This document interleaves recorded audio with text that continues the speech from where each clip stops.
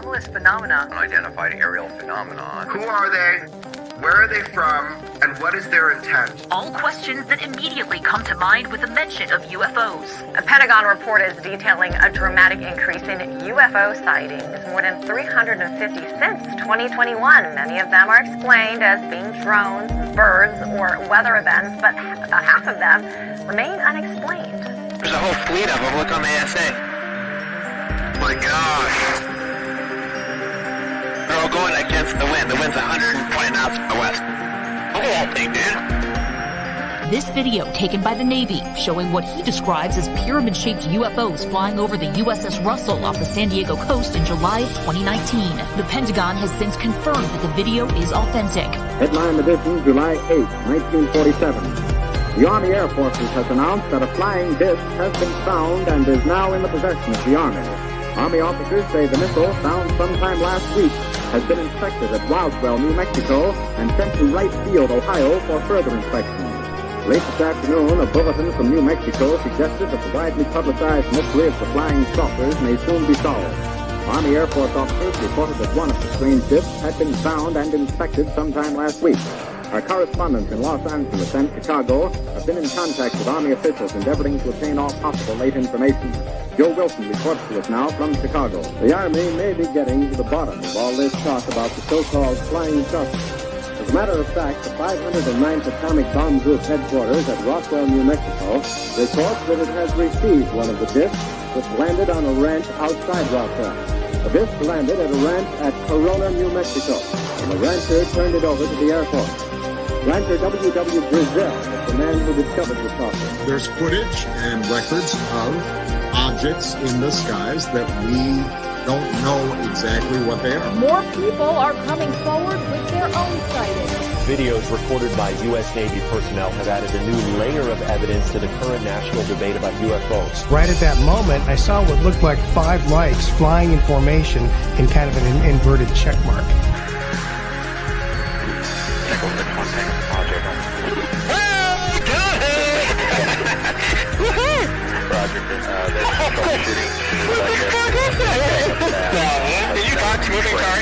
The NASA independent study team did not find any evidence that UAP have an extraterrestrial origin. We don't know what these UAP are. The mysterious flying objects are still a mystery. NASA will continue investigating them and has appointed a director of UAP research. Technology that we faced was far superior than anything that we had. Look at flying!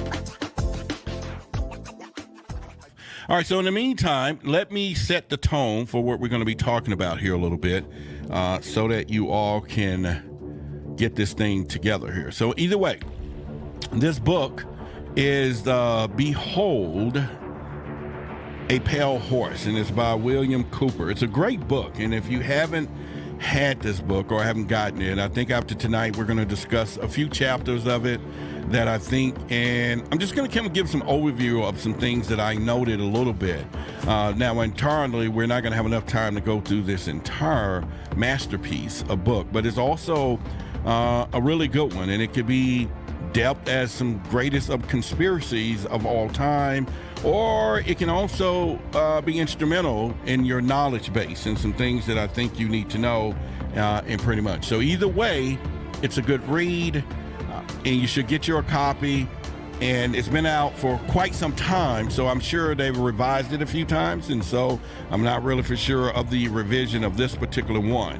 But I will say at the end of the day, it is a staple of a book to have in your library of things when it comes down to the high strangeness of this world. So with that being said, I'm going to go into it a little bit and get right down into that. Now, as you would know, as always, This show is brought to you by LIVEPURE, which is our partner, brand partner. I am of that particular brand and products that they have there. So again, for those of you who have already been trying this coffee, and I've been getting so many freaking results and people's testimonials. It's just been fabulous when it comes down to this. But anyway, support the channel by supporting them and getting you some of this great coffee. It's a caramel latte that they have there, cream, and they have black coffee. And once again, this stuff has that cordyceps mushrooms. Look it up. Google it yourself. You will not be disappointed of all of the benefits that this has. So it's nothing like having some healthy coffee that's less than expensive as going over to Starbucks and all those places. And then at the same time, you are supporting our community. It's a win-win all the way across the board. It's a win-win across the board. Take advantage of that. Go to livepure.com /Roderick. And there is actually a link here in the video. So you'll be able to do that as well. And once again, we're going to be talking about Behold a Pale Horse, and it's by William Cooper. I'm going to, like I say, just kind of read you some notes and things that I took about each particular chapter. We're not going to go into all of them, but just some of the ones that to really get your mind going, because you've always told you your eyes, or what I would say, is useless when your mind is blind. And your mind is like a parachute. It works best when it's open. We all know that, right? If you don't have an open mind, or a parachute, you jumping out of a plane, if that booger's not open, it is not working entirely no kind of way. And so those are the things that I would say. All right, so let's get down into it. I'm going to talk about part of the chapters, and one in particular of this is chapter 2. I'll start there, and then we'll go into a little bit of 3. I think I got some notes for our way to chapter. Let's see. We're not going to go to the whole book, though. We're going to about 13, I think, or 15. But I'm just going to go through giving you some quick overview, some notes that I took, and some things that I thought that stood out from the thoughts of Bill Cooper himself. And so I just really thought this was a wonderful book. But if you hadn't got it, take your time to go get it. Chapter 2 starts with secret societies and the New World Order. And I think we've all hearing that there is some type of plan for a New World Order. So he goes into this a little details here, and he talks about how, well, let me get into it. Chapter 2 presents a rather cohesive analysis of secret societies and their typical composition, such as secret societies always existed, and their function primarily is because all people want is to belong to such societies because they want to feel that they are part of a member of an elite group possessing some type of superior knowledge. And it's also, it's called belonging. We all do this. So we have our own society, and we're not a secret, but, you know, the truth seekers. And all of us are coming together as a collective because we're out to get knowledge. We want to know what's happening. We want to unveil the truth and not be blinded by the big secret keepers out there and all the things that they're going. So the opposite side of this is the secret societies, or what they're saying is supposedly possess some type of hidden knowledge. Now, these societies are based around repetitive levels of rituals and secret initiations. Now, this ensures that most of the members of the lower circles of the society will never progress and are simply uniformed labor to be exploited by the upper circles of their society. So just like we know we have lower class, middle class, upper class in theory in our economic systems today, when you get down to secret societies, there are part of these societies that they actually have lower class there. And this is why when you start hearing things like the Masons and the Masonic stuff, they have all these levels and degrees, and then there are so many high levels that people don't know about.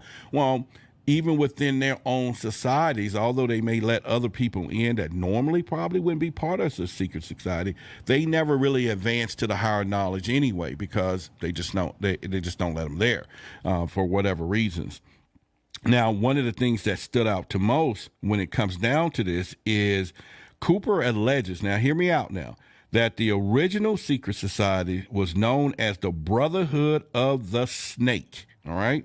And I'll say that again. He was saying that the original secret society was known as the Brotherhood of the Snake, which was a society based upon worship of Judeo-Christian, all right, and which is Lucifer, who is considered to be the source. Now, again, let me just make sure I put my disclaimer here so that you all not sitting here thinking anything in particular. But here, these are just views and opinions that are expressed in this program of those of me, the speaker, the commentators, the experts. They don't explicitly necessarily reflect or represent the channel's policy of views and held by the channel, whatever. This is just my own personal disclaimer for you that I'm just going through this and we're learning and talking about things together, okay?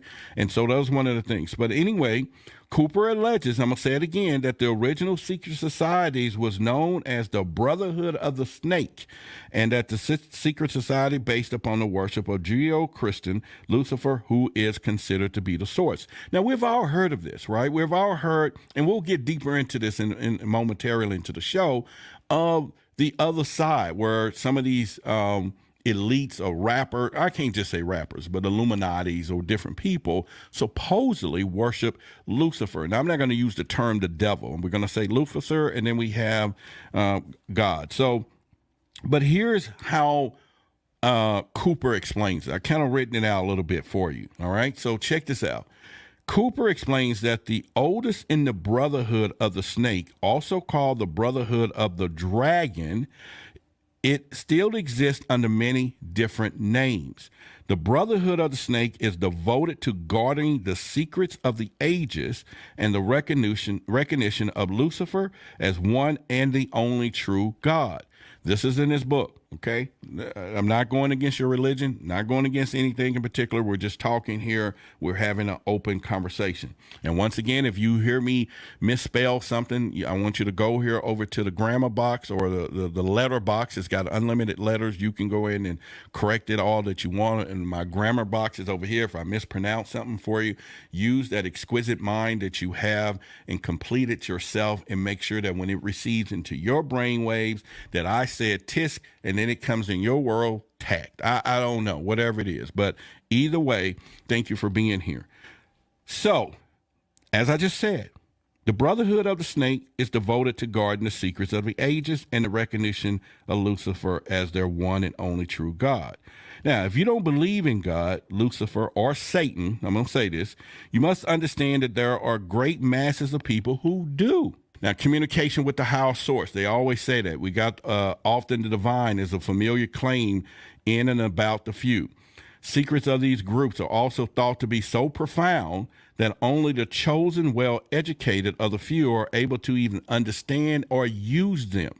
So they're saying, and what he's saying is that there's a lot of information out there that these secret societies are perpetuating or putting out there. They're supposed to be so divine, so powerful, that is limited to the people who are actually going to use these as source. Now, these men, they say, use these special knowledge for the benefit of all mankind. If you believe that one. Now, at least that is what they claim, okay? And how do we know that? Since the knowledge and actions has been secret. So, in other words, if they are talking about that they are using the secret knowledge to benefit mankind, how the fuck we know? We don't know because it's a secret. And that's why I keep telling you once again, your eyes are useless when your mind is blind. We have to open up our mind. We have to pay attention to what we hear. And this is the reason I do what I do, is just give you information that you can read, listen to, understand, and open up the possibilities so that you go and do the extra mile of the research on your own. All right, so how do we know this? Because fortunately, some of this has become public knowledge. Some of these secret societies, some of these notions and things and symbols and all this stuff that we see are now becoming, public knowledge, and it's something they want to say. Now, in this book that I'm talking about here, Behold the Pale Horse, the author, William Cooper is his name. He shows his knowledge of secret societies, and one of the things that I think was interesting was something that he wrote in here. And I'm going to read this, what he says, okay? It's very deep, it's powerful, and it's going to set the tone for the whole night, okay? But again, we're only just touching the surface of this particular book. And I'm not an advocate for it. So you can go to Amazon, you can find it. I'm just a true. This is a lot of interest. But anyway, one of the things I put here was that his knowledge is what I noticed here. He's saying that Bill Cooper saying a method is what these, and we're going to get into what these secret societies are using. So pay attention, okay? Follow along with me. The method of deciding exactly who becomes adept may be decided during the initiation by asking the candidate to spit, okay, upon the Christian cross. So they're saying is that when they first going to initiate you, the first thing they want you to do is to spit on the cross. Now, if the candidate refuses and say, no, I'm not doing that, the members congratulate him and tell him, and listen, if he don't do it, they're saying they congratulate you. And they're saying you have made the right choice as a true adept that you will never do such a terrible thing. So they congratulate. Oh, great. You want spit on the cross. Okay, fine. We're going to congratulate you. You made a great choice, and we don't want you to do that. This is what they tell them. Now, what happens is that the newly initiated might find it this discerning. However, he or she never advances any higher. So what happens is, think about it. Because they bring you into the secret society, they don't reveal themselves. So they can't send you back out to the world that you no longer knows that they exist. They just say, okay, we're going to give you some initiations and tests on how far up into the secret society we're going to allow you to grow and learn and have access to through a series of different tests. And that was the basic one. So what I'm saying is, once they don't brought you in, it's no turning back to saying, hey, okay, now you got to go back and tell everybody you never met us. We never was here. They don't do that. You're welcome. You were part of the brotherhood because you made the first what we would call cut to become part of the brotherhood of the secret society. So they bring you in, but they don't allow you to grow in the house. If instead, let's just say someone did spit on the cross, he and she has demonstrated a knowledge of one of the mysteries and soon will find themselves as a candidate for the next higher level. And it's in the book. He talks about it. So the first test is for them to spit on the cross, and ones who might say, I'm not doing it because blah, blah, blah. They don't ridicule them. They don't say anything. They congratulate them as though they made the right choice, which whatever. See, in other words, whatever choice you make is yours. There's no such thing as a wrong choice because each choice determines, I think, your destiny, your decisions of where you're going. Your skein is woven at this point anyway. It's already been. So they're not saying this bad choice or this choice. So I think we can probably apply that to life maybe.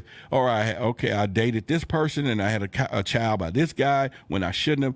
No, either way was your choice, and at the time was the best choice for you. It's just it alters a direction of how life goes out. I would assume that is the defined moment of all of that, right? All right, let's continue so we can go deeper into where we're going with this.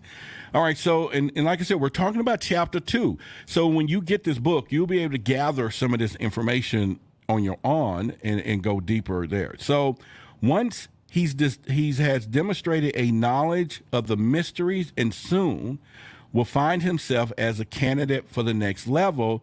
The mystery is not that, the mystery is not that religion is but a tool to control the masses. So it's not that, but it is. I'm sorry. The mystery is that religion is a tool to control the masses. So if you already figured that part out, then that means that they can know that now that you're not going to be, convoluted of your mind of what religion does to tons of people, right? So they're just saying that that's the first mystery for you to learn, is that religion is but a tool that is used to control the masses. Knowledge or wisdom, on the other hand, is their only God, all right? And through which man itself will become God. So I was reading something, and I actually was going to put this on a shirt where it was saying that it's not that knowledge is the true power. It is I don't know if it's not so much a knowledge they were saying, but I think it's like having the great ideas or doing something with the knowledge is going to be that. But that's something that they're saying here as a secret society. So it's all about knowledge and wisdom, which makes sense because this is why they saying that you're part of a secret society. I'll look over here in the chat in a little bit and we can get y'all into the conversation as well. Now, it's getting ready to get deep here because the snake and the dragon are both symbols of wisdom. Now, I was watching a video on Gaia, and they was talking about the reptilians, and we're going to get into this another time. I got to get with my team, and you know, we are going to watch this thing together or something. But the whole point is he was talking about the snake and the reptilians and how all of this stuff were revealed. We'll get into that, but it was a great correlation between good and evil and what we are now interpreting as evil in some places to really was meant to be something else. And the fact that we're seeing it that way, and when I say we, the masses, it was on purpose when it comes down to that. But anyway, the snake and dragon are both symbol of wisdom, and Lucifer is the personification of the symbol. So it is him, and it was Lucifer who tempted Eve to entice Adam to eat the tree of knowledge and thus free man from the bonds of ignorance. So now it's almost to say that what we now deem and want or was told or grew up as in this book saying that, oh, the Adam and Eve story, and Eve bit the apple and sent us into a peril of all the bad shit, is saying that no, it was designed the fact that by doing this was to awaken us to a point to we can get this knowledge or whatever. All right, vice versa. But do it yourself. Like I say, get the book, go into that from there. All right, so also they're saying the worship, which is a lot different from study, okay, of knowledge, science and technology is Satanism in its purest form, and its God is Lucifer. Its secret symbol is the all-seeing eye and pyramid. So how many of us think about that when we look into all of that, understanding that when we see the all-seeing eye? So here's the difference that I'm saying that makes perfectly sense. I make sure I wrote this out. He says to the worship. You remember Billy talked about the worship gene and all of this. He said the worship is a lot different from studying. So people going to church on Sunday, worshiping, and they're told to turn to this scripture, and now they're worshiping. It's a lot different than someone actually studying and interpreting and learning and gaining that wisdom of what is happening within the word is the word, and the word is the word. And how do y'all think about that? What are y'all thoughts about understanding there's a difference between study and worship? And which I'm sure some people do go home and study their Bible, but there are people who only worship on Sundays. What are y'all thoughts about that? Put it in the chat. Let me know, and we'll get into that as well.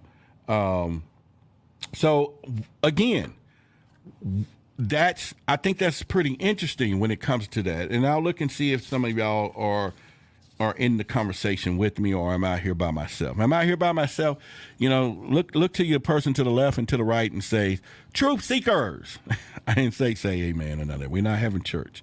But listen, don't get distracted by all the information about secret society. They also remain aware there is an alien agenda, which is to control our world through secret society, who turns to manipulate people through occult, religion, Satanism, and you have it. So that's your paradox right there. That's your connected.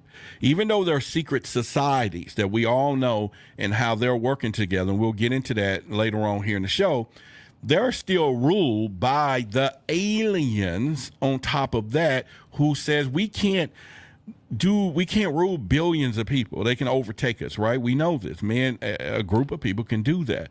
So we're going to rule the elite groups, who then filter down and rule the people through these practices and other things that we're going to use in methodologies or whatever, the occults. And like you said, it's pretty interesting, though. Sandra said, yes, there's a difference between worship and studying. Absolutely. So we're going to get into that. So I'm going to chapter 3 now. That was chapter 2. I just wanted to touch, and I only just said some things. So when you read it, it's a lot more thorough and all of that, but I just want you to know that this is a powerful book. Chapter 2 is the oath of initiation of the unidentified secret order. Now, this here is getting ready to get deep too.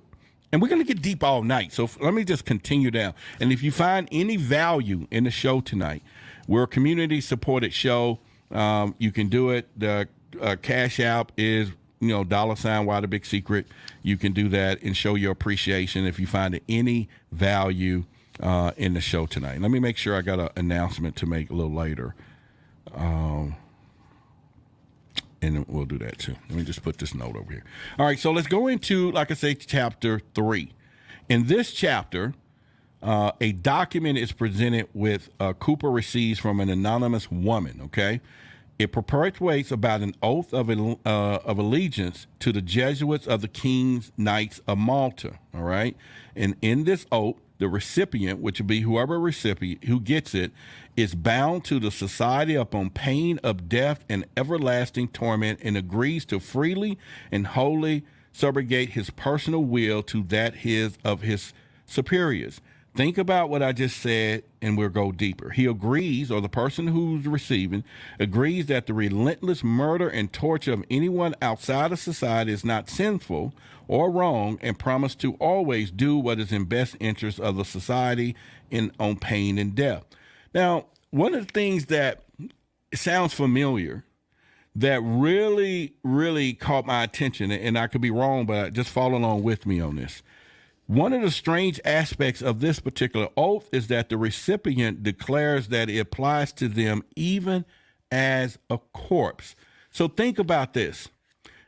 Even today, in a biblical sense, we give our life unto God in Jesus Christ. That is what's trained in in the Holy Bible, what we're talking about.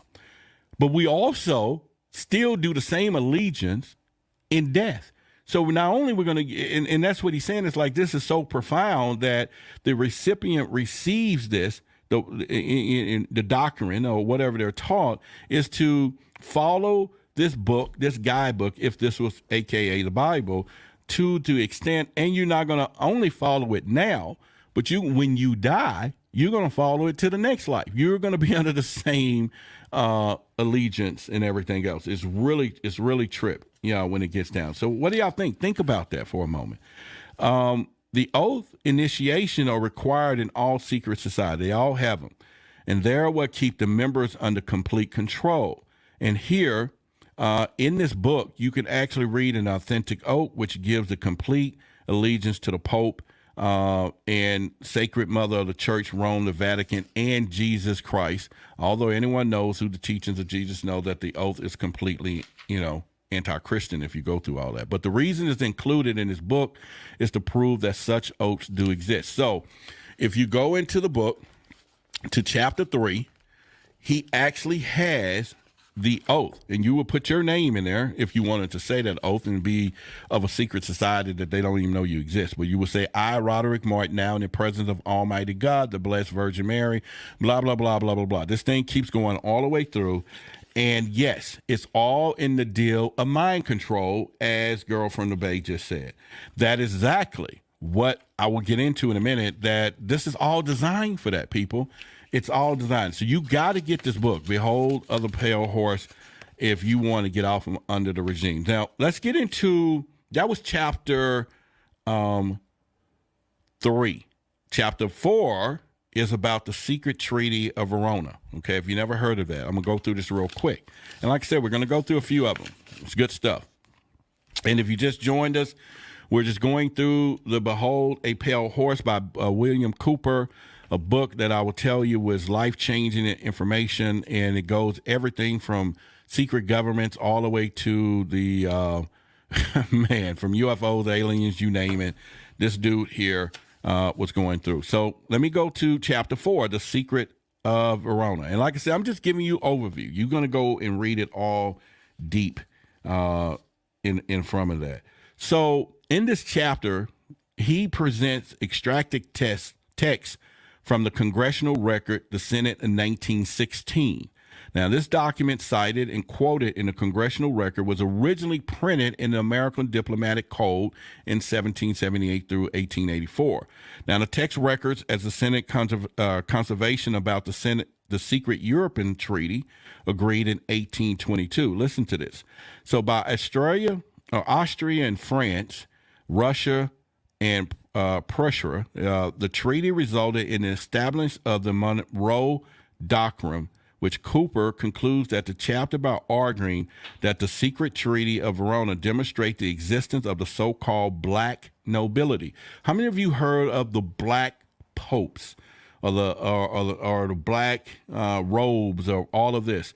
And you remember when we had our guest on, Darren, who was, his dad was of the Shiites.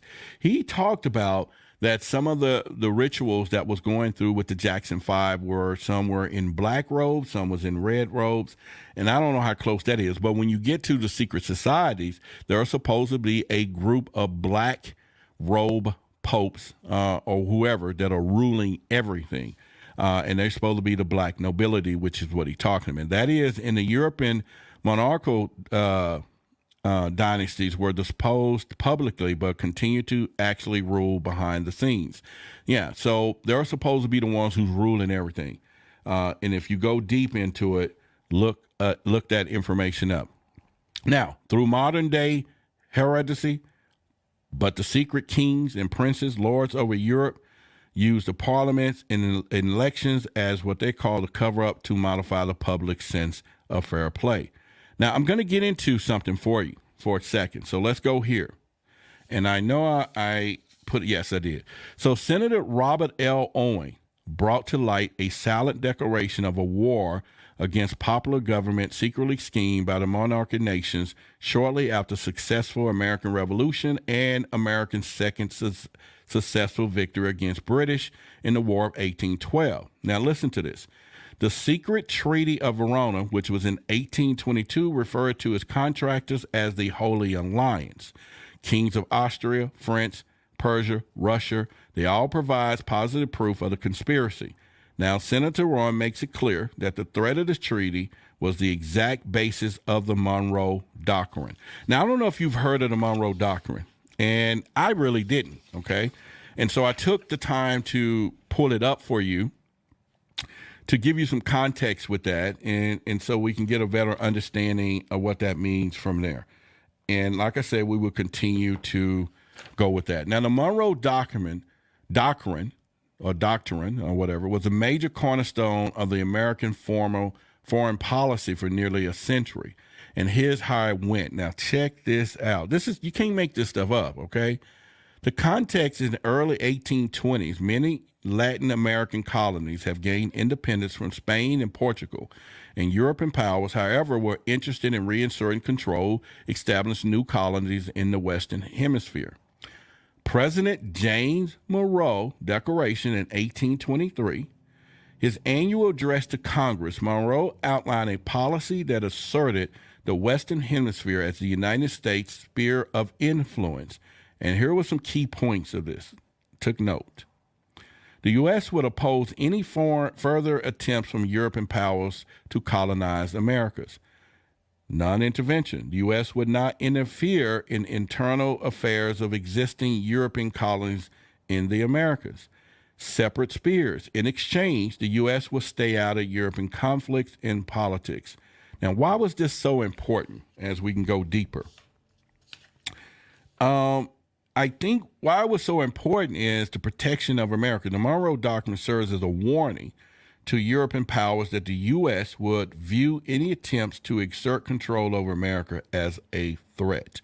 Now, I'm not going to keep going into this. I got a lot more, but I just want you to look that up yourself, and then you can get an understanding of all this secret stuff that is put together while we are in operations today. These people are not playing. These things are happening in real time and pretty much. And I think it's just one of those things that we can look at as well. Y'all give a shout out to Jarrell for his support of the show. I appreciate it because other than that, yeah, thank you. All right, so yeah, y'all give him a shout out for Cash Apping and supporting the show. I will put it down on the bottom banner for any of you that want to likewise, and you can do that between two ways. You can do PayPal, or you could go the other route. All right, so here's the deal. Now we're going to get in Chapter 5. Goodbye, USA. Hello, New World Order is what he talks about. Now, in the Behold a Pale Horse, Chapter 5 begins with the introduction of the United States constitutional law. Now, check this out. Now, what you're hearing is you're about to hear what you see happening in real time, who is really controlling the sugar honey iced tea out there. What we think we are the people are voting for on election days, what we think we're in control of, has a whole bigger plan, bigger than what we can even imagine that is happening across the board. Now, with the introduction of the United States constitutional law, this is the section, concise and very basic in essence. It established that the United States government, listen, is divided into three principles, which what we think we know today: legislative, executive, and judicial branch. The three branches suppose from a balance of power which keeps the government in check and ensure that the citizens' collective rights are observed. Now, Cooper states that since the Civil War, the United States have operated under martial law, is what he's saying. He's saying, although we have all this in place, it's a little different than what we're dealing with here, okay? The executive branch of the government is charged with enforcing the law, but has usurped power of the legislation branch by actively or actually making law on many occasions.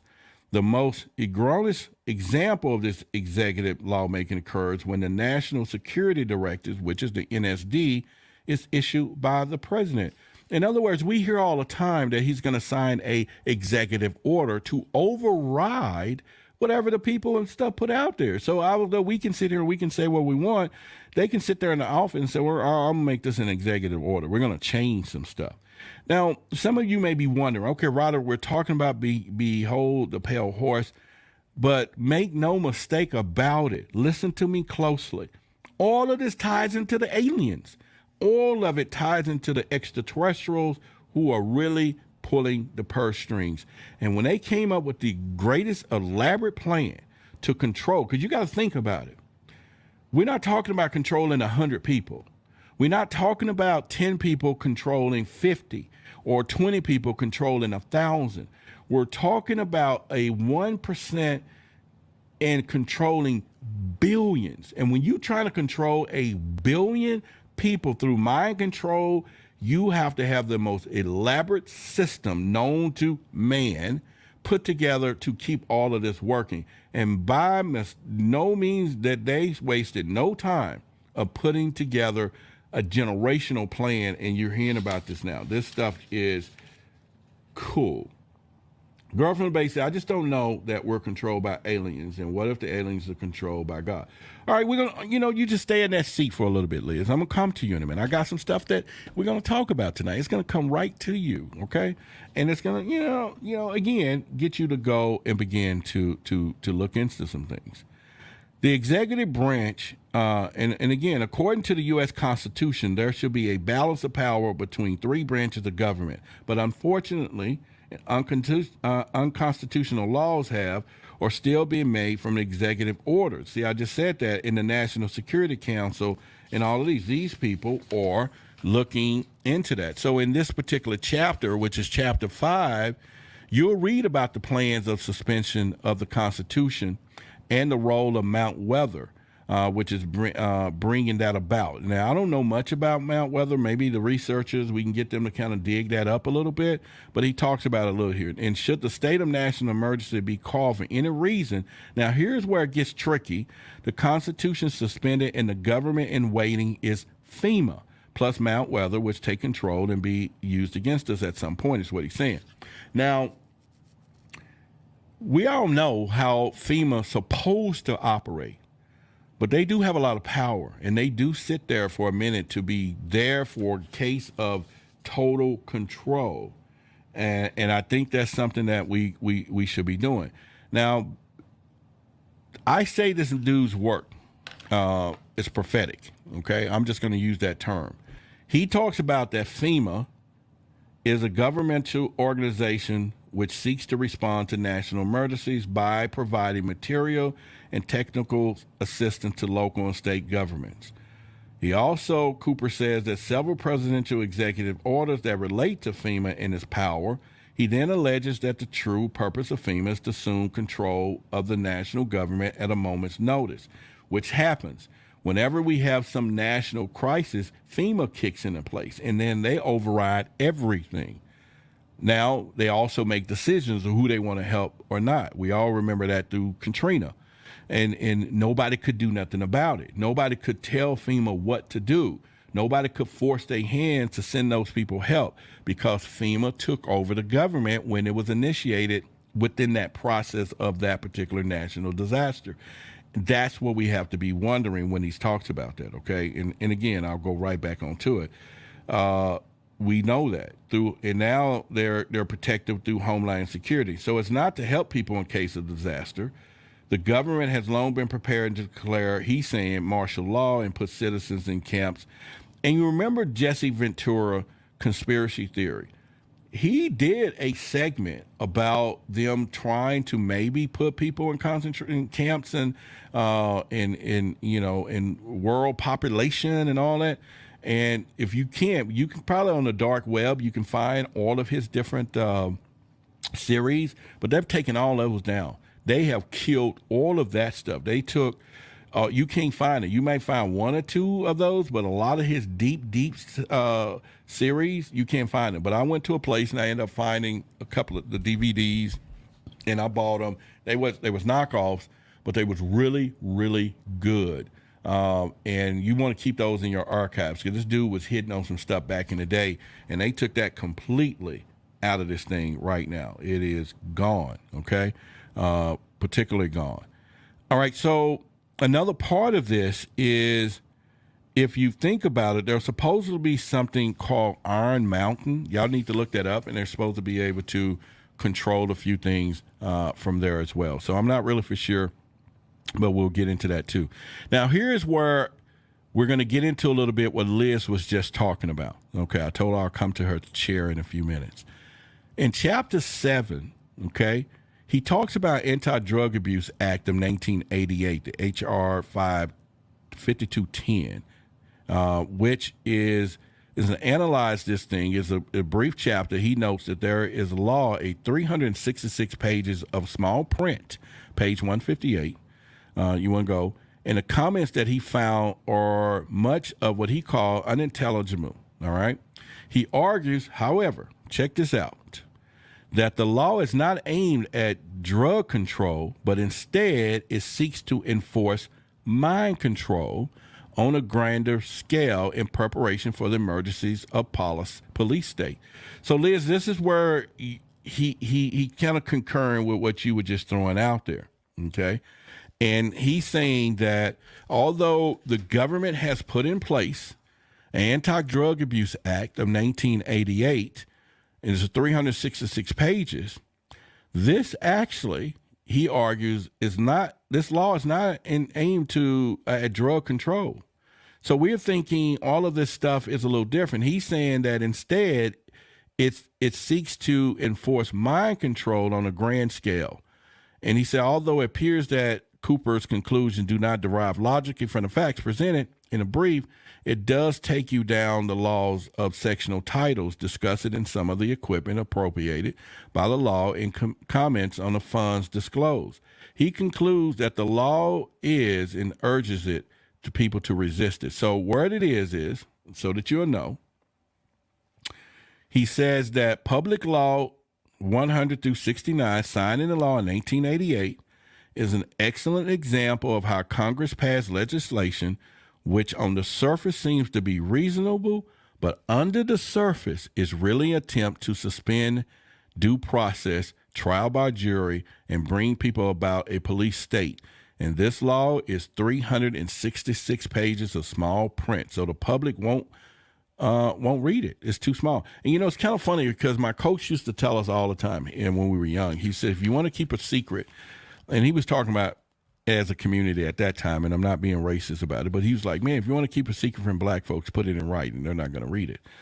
And it was a test of testament, because we used to have a workout schedule that he would put on a board. And all of you, if you played athletics, you went into the locker room, if you were part of the team, depending on if it was like track, he would put up, here's what our schedule is going to be.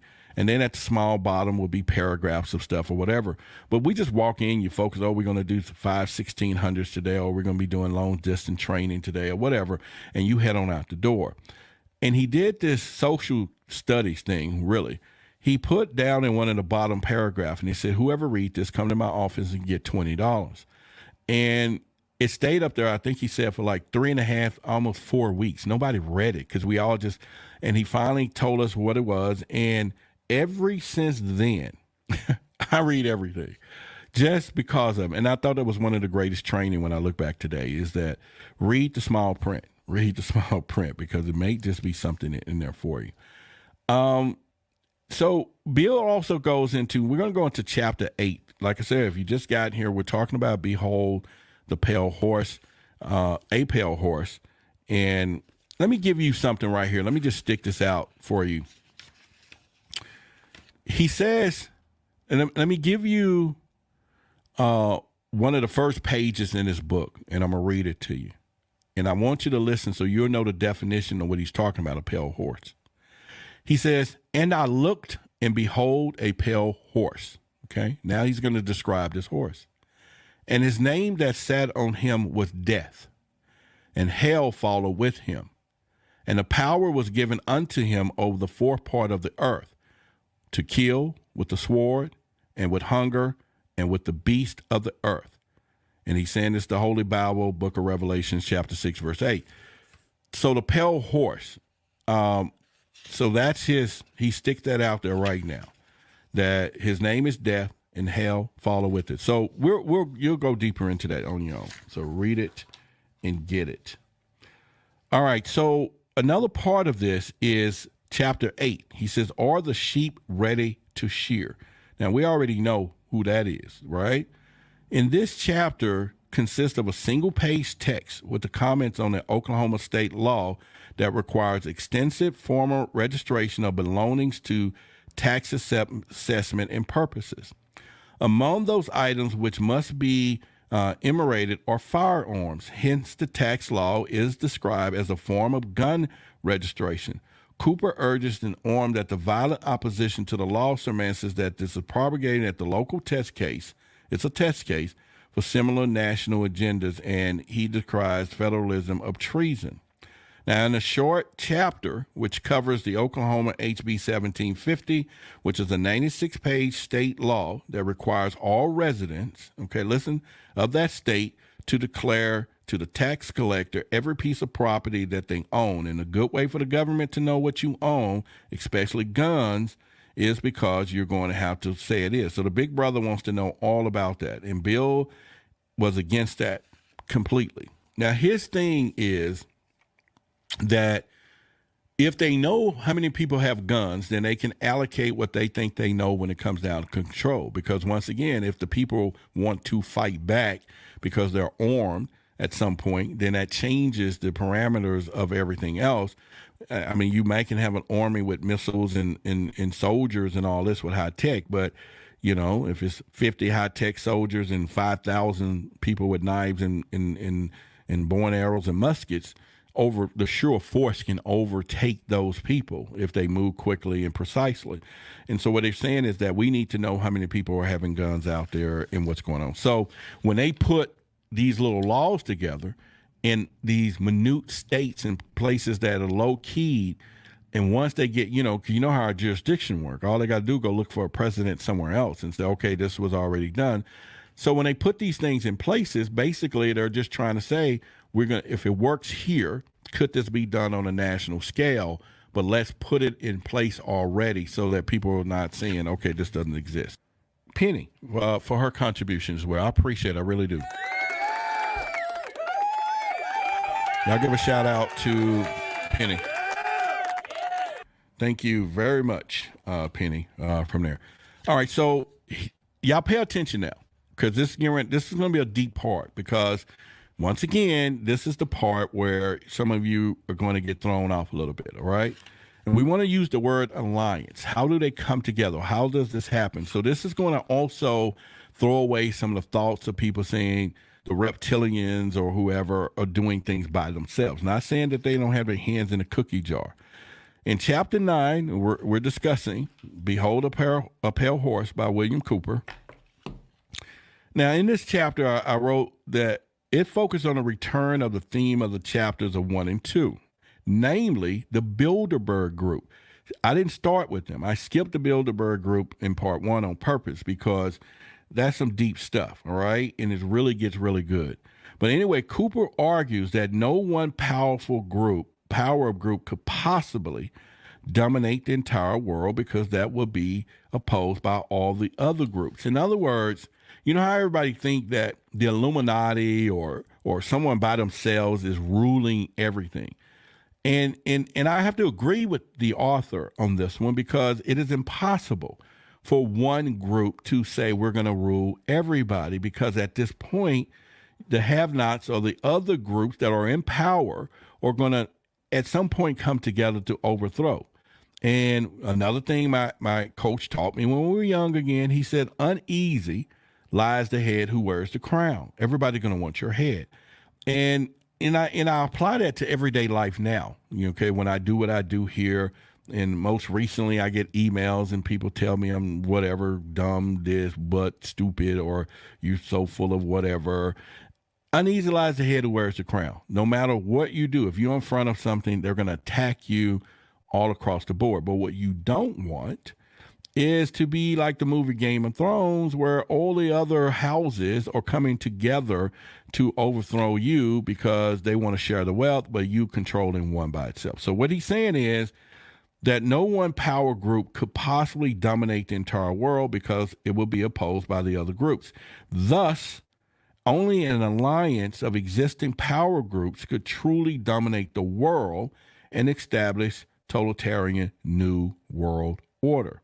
Now, what he's saying is this alliance that was done, in fact, a formal response to several global development principles, among which was in 1941 through 55 when the baby boom came. See, when the baby boom came, it was a rapid growth. There was I don't know how many billions of people were born in that point, but it scared the hell out of them, okay? It scared them because they knew, the elites or the people in control, now we're going to have a population problem here. How do we control all of these people that, again, at some point are going to be in adults?